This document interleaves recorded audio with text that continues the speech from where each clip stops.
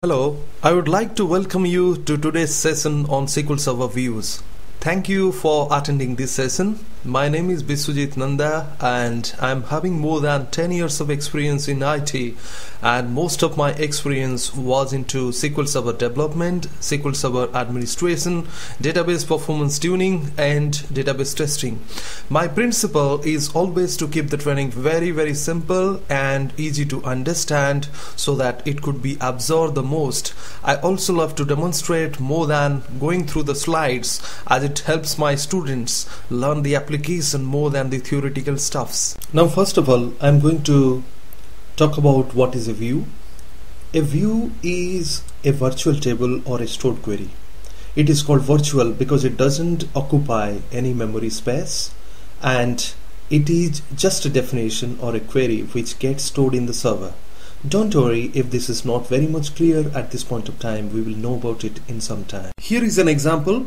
Let's imagine that there is an organization, and the organization has a table called executive management, which essentially has the heads for different departments. Let's imagine that there are 4 departments called HR, Finance and Microsoft and Motorola. This Microsoft and Motorola are departments related to customers. So there are 4 different heads for all these departments, and here we have created 2 different views called VWHR, which essentially selects values from the HR column of executive management table, and there is another view called VW Finance, which essentially selects the finance value from the executive management table. And these are just definitions. So as you have observed that a view has the ability to select a particular column from the table. In the view, you can also select multiple columns from a table, or you can select all the columns of a table. Now let's discuss the advantages of views. One of the greatest advantages of views is it lets the users to focus on the specific data. For example, a user interested in finance information need not bother about all the columns of a table.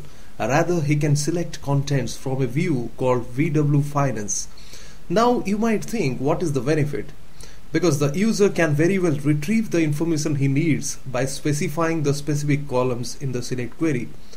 But as you know, the businesses are becoming more and more complex, and so the tables might have hundreds of columns, and in that case retrieving information from a view becomes handy as compared with remembering the columns you need and then specifying those columns in the select query. The second advantage is views simplify the repetitive data manipulation. As an example, let's say the sales table has a column called gross sales, which holds the gross sales of a company. Now to calculate the net sales, the billing user has to deduct the VAT from the gross sales, and so every day he writes a query like net sales is equal to gross sales minus gross sales into VAT percentage. Instead of this, a view could be created called VW net sales, which would have this calculation built in.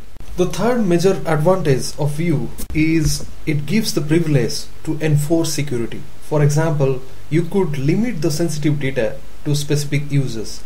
As an example, you might not be interested for sharing finance information to the HR department employees. In this scenario, you could create a view called VW Finance and then grant an access to the finance employees so that they could retrieve the finance information from the main table. Similarly, you could create another view called VWHR to enable the HR employees retrieve HR information. The simplest syntax for creating a view looks like the following. Create view name as select statement. Basically, the select statement is the view definition. Let's now create a view in the database. Now I am connecting to SQL Server 2005 Management Studio, and I have a database called company, and it has a table called executive management. And now I am going to do a select just to show you what this table has.